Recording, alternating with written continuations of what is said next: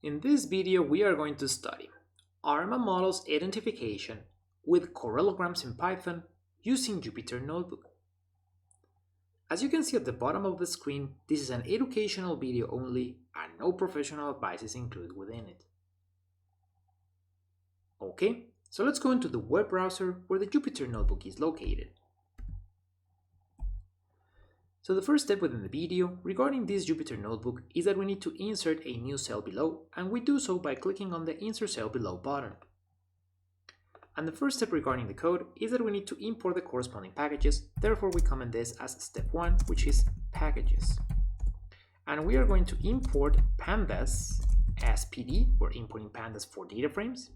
Then we're going to import stats models.api as SM. We're importing that feature from stats models for data downloading. Then we're going to import stats models.graphics.tsa plots as TSP, and we're importing that feature from stats models for the Correlograms. And last, we're going to import matplotlib.pyplot as PLT, and we're importing matplotlib for the corresponding charts. To run these code lines or this cell, we can either click run or we can press Shift Enter on the keyboard. Then we continue with step number 2, which is data. For data, we're going to create an object named mData, that's model data underscore obj or object, which is equal to, and here we'll be using SM feature from stats models.datasets.get underscore r dataset, and we open parentheses. First parameter, which is data name, equals to, within quotations, air passengers, comma, package, equals to, within quotations, datasets, comma, cache, equals to true. So what we're doing here is the following. We're downloading air passengers data from our package datasets, and with cache equals to true means once we download the data, it saves it locally, so we don't need to go and download it again every time we run the code. Notice that this will download data and documentation within mData underscore obj object. Therefore, we're going to create a new object named mData with only the data, therefore equals to mData underscore obj, and we're going to get its .data attribute. And we want to convert this into a pandas data frame. So we overwrite mData equals to PD or pandas.data frame, and within it we have parameter data equals to mData, and we're going to select its value column, and we're going to set its index with .set underscore index, open and close parentheses, and within it we have the parameter PD or pandas.date underscore range. And within it we have start equals to, within quotations, 1949, comma, end equals to, within quotations, 1961, comma, FREQ or frequency equals to M because we have monthly frequency. And we want to visualize part of this data, and we do so with print, and from mData object, the one with only the data, we're going to get its .head method, open and close parentheses. So to run this code lines or this cell, now we're going to press Shift Enter on the keyboard, and here we can see part of the data being printed. So we can see specifically the first 5 rows of data with the corresponding dates and the values, which is monthly airline passenger numbers in thousands. If you want to read the full documentation of this data, you can do so with the following code line, which is print, and from mData underscore obj object, we're going to get its .2 underscores doc 2 underscores attribute, and we press Shift Enter on the keyboard, and below we have air passengers are documentation, as mentioned previously, monthly airline passenger numbers in thousands from 1949 to 1960. So now we're going to continue with ranges delimiting. And we're going to create 2 ranges, a training range for model fitting and a testing range for model forecasting. So we begin with the training range. For this, we create the object named tData, which is equal to mData object, and we're going to select from the beginning of the time series all the way to the end of 1958, therefore 1958-12-31. So the training range is going to be the first 10 years of data from 1949 to 1958. That's why we see the end at December 31st of 1958.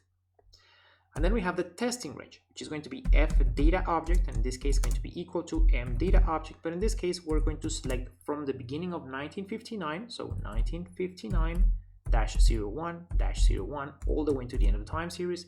So the testing range is going to be the last 2 years of data, 1959 and 1960. That's why we see that it starts at January 1st of 1959. In this video, we'll only be working within the training range. So to run these code lines, we're going to press Shift Enter on the keyboard. And now we want to visualize the training range within its corresponding chart. So for this, we'll be using plt, matplotlib.plot, and within it we include t data or training range data. Then plt.y label, that's the vertical axis label, which is going to be air passengers. plt.x label, that's the horizontal axis label, which is going to be year. And then we have plt.show open and close parentheses. So to run these code lines, we press Shift Enter on the keyboard, and below we can see the corresponding chart. So we can see that we have air passengers on the vertical axis, year on the horizontal one, and then we have the solid blue line, which is the training range data. So now that we have the data ready, we can continue with step number 3, which is ARIMA models identification. And as this is just a title, we press Shift Enter on the keyboard, and we're going to study correlograms. So for correlograms, let's begin with the autocorrelation function correlogram. So for this, we'll be using TSP feature from statsmodels.plot_ACF or autocorrelation function, and within it the following parameters: x equals to t data or training range data, comma lags equals to 24, that's the maximum lag to calculate the autocorrelation function, comma alpha equals to 0.05, that's the confidence interval statistical significance level. And then we continue here with plt.show open and close parentheses. Notice that we need to check whether level or d-order differentiated training range time series is needed for ARIMA model integration d-order. Also, notice that we need to check whether Bartlett formula is needed for autocorrelation function correlogram confidence interval estimation. And also notice that ranges delimiting and correlograms functions parameters were only included as educational examples, which can be modified according to your needs. So to run these code lines, we press Shift Enter on the keyboard, and below we can see the autocorrelation function correlogram. So on the vertical axis, we have the autocorrelation function. On the horizontal one, we have the lag. Then we have the blue colored bars with the autocorrelation function values, and then the blue area right here, which is the confidence interval. And now we're going to continue with the partial autocorrelation function correlogram. So we'll be using TSP feature from statsmodels again, .plot_PACF or partial autocorrelation function. Within it parameters x equals to t data or training range data, comma lags equals to 24, the maximum lag to calculate the partial autocorrelation function, and then alpha equals to 0.05, so that's the confidence interval statistical significance level. And again here we have plt.show open and close parentheses. So to run these code lines, again, we're going to press Shift Enter on the keyboard, and below we have the partial autocorrelation function correlogram. So on the vertical axis, we have the partial autocorrelation function.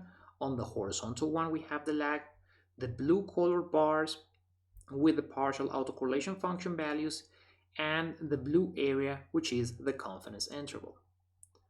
So with autocorrelation function and partial autocorrelation function correlograms, we can do ARIMA models identification. If the autocorrelation function tails off gradually and the partial autocorrelation function drops after p statistically significant lags, then we can see the need for an autoregressive model of order p. On the other hand, if autocorrelation function drops after q statistically significant lags and the partial autocorrelation function tails off gradually, then we can see the need for a moving average model of order q. On the other hand, if the autocorrelation function tails off gradually after q statistically significant lags and the partial autocorrelation function tails off gradually after p statistically significant lags, then we can see the need for an autoregressive moving average model of orders p and q. Okay, so with this we finish with the code file, so we can go ahead and save it. And with this, we also finish with this video. Thank you for watching.